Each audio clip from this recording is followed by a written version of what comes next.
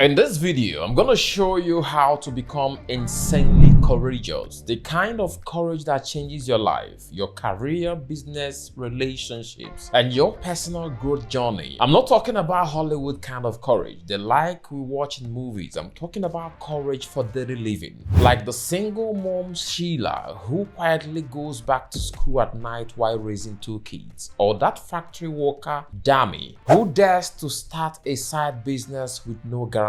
There is real psychology behind courage, and there are step-by-step systems to train it. First, I'm gonna walk you through what courage really is, and next I will show you a 3-step program on how to build courage. And finally, we'll cover how to keep courage alive long term so it doesn't fade. And trust me, if you miss any part of this process, you will keep living your life smaller than you're meant to. Welcome. If you're new here, my name is Emeka, and for the past 20 years I've helped people thrive. And now I bring everything I know directly to you so you can thrive in your business, career, and personal life. Let's dive in.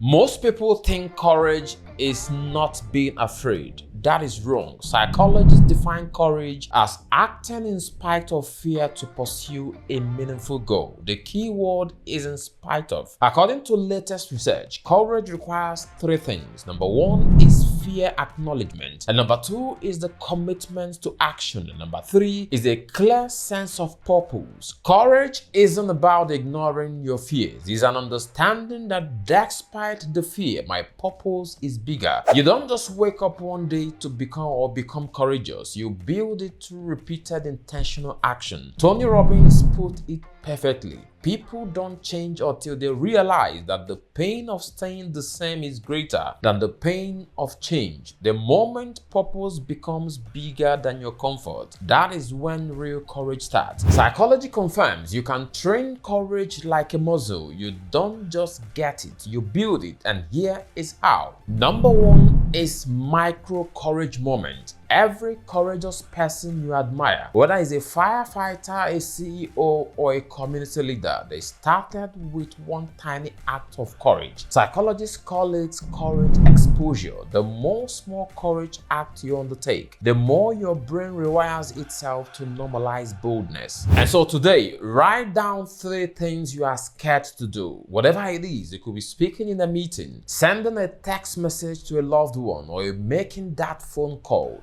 Do one today. Number 2 is purpose lock. People show maximum courage when the reason behind their action is crystal clear. You need a purpose lock. Why does this matter? What am I protecting, building, or becoming? A friend learned to code at night while working full-time because she wanted to create a better future for her son. Every night she wanted to quit, but her son's future kept her moving. Find your equivalent of that. Write it down. Keep it visible. Let that guide you. Step 3 is failure immunity training. This is where 90% of people drop off. They take a risk, they fail once, and they retreat. But psychology shows that courage is directly linked to resilience, specifically how you interpret failure. In Japanese culture, there is a phrase called Nanakobi Yaoki, which means fail 7 times, stand up 8. Most things won't work the first time. Get used to it. It's not personal. Every time something doesn't work, take a mental account of it. Maybe write it down. What did you learn from it? What can you adjust? This is how to build resilience on purpose. Once you start building courage, you need to keep it alive so it doesn't fade. The first step is to surround yourself with brave energy. Research shows that courage is socially contagious. If your environment is full of people playing small, you will shrink. But if you're around people making bold moves, you will keep growing. Step 2 is to ritualize courage practices. Make courage a ritual. Once per week, review your courage tracker. Set new bold action. Reflect on your progress. And step 3 is to celebrate courage, not just result. Most people only celebrate winning, but high performance teams celebrate bravery. In elite military units, soldiers are recognized for brave attempts even when the mission doesn't succeed.